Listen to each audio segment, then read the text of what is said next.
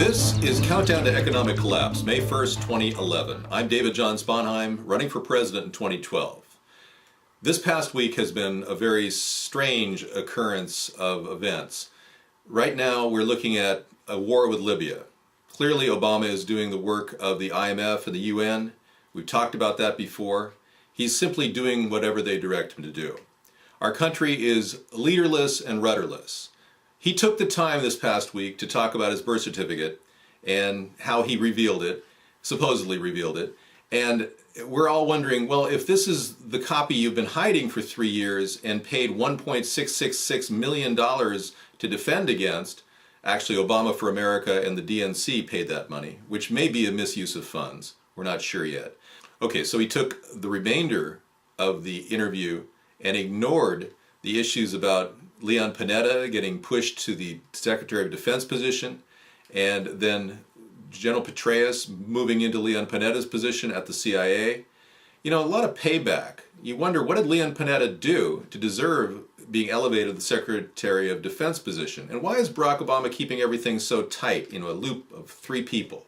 Why is he not going outside to find people that can win the wars in Iraq and Afghanistan, that can actually solve the problem with Libya without engaging in more conflict and war? So we have a lot of things to ask ourselves. This past week, the economy seems to be doing just as bad as any previous week. The stock market seemed to go up against what I predicted last week, but I think it's just reaching that point where they're luring people in and they're going to end up dropping everybody like they did in October of 2008. So we're also seeing a lot of big banks control this whole situation. Banks are controlling our politics as well, through the media, through the power of the money that's inherent in our political system. I proposed a question this week on our show, our nightly show on Blog TV. Does democracy equal money? Does money equal democracy? Is it that people need to have more money in order to be free? Or is it that people need more money to run for presidency in a nation that claims to be a democracy? I think not. I think that democracy is involved with informed voters that vote for the right person to run their country. It shouldn't involve people with a lot of money and advertising and the ability to control lobbyists and control legislation to win a nation over. We don't need a democracy that's bought, paid for. That's a plutocracy. And we shouldn't have a plutocracy, but I guess we do. Moving on.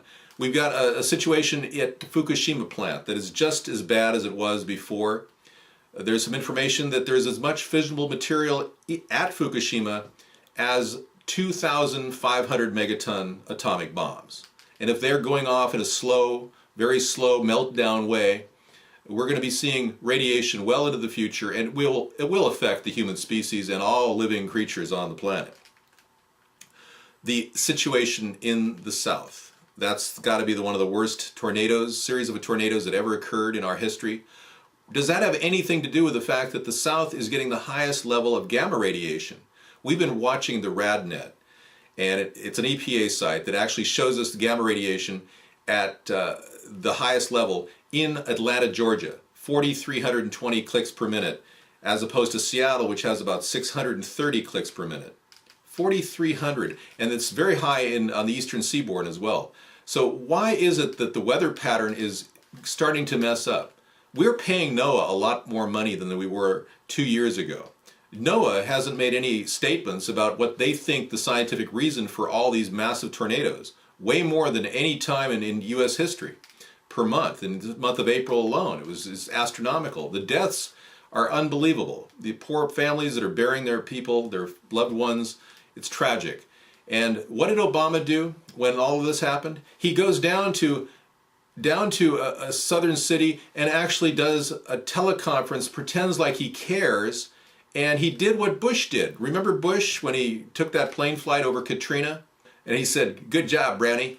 But going down there for a photo op to pretend like he's caring shows you what kind of a leader Barack Obama is. He's a poster. He's a cardboard cutout of a puppet of a president. So moving on, you know that I'm not very happy with the birth certificate issue. I don't believe that the authentic document has been thoroughly scrutinized. I think that we have to see carbon dating, we have to see tests on the ink, and we have to actually go out of our way to analyze some of the discrepancies in the document. Now, I'm going to be submitting another video on the birth certificate issue, and you can watch that on YouTube. It goes into close detail as to all the different areas which are suspicious about that birth certificate. And no wonder Barack Obama spent $1.666 million defending it. He obviously has a real problem with that birth certificate. He just hasn't really encountered any true opposition. Our country is plagued with countless problems in the economy. There are systemic problems that are not being resolved. We believe a restructuring of the government is going to be needed in 2013 because so many people with money, like the big banks, are controlling the politics of Washington. They're embedded in the Obama administration. Goldman Sachs was the largest contributor to the Obama administration's efforts in 2008 to get elected. So they are embedded. We have to get them out of the administration. And in order to do that, the American people have to build a political party, and we call it America's Third Party, to actually change the nature of politics so it isn't so corrupt, so it isn't so dishonest, so that people are accountable, and so that our government does cut that $1 trillion in waste that they seem to have a problem cutting. I mean, $38 billion is paltry compared to what we need to do. So I'm reaching out to everybody, talking about a third party, creating a centrist movement, and I urge everybody to start telling people about ATP and what we're all about. America's Third Party will be a united effort at Americans getting a voice in government. I'm David John Sponheim, and I support this message. Check us out at americasthirdparty.com.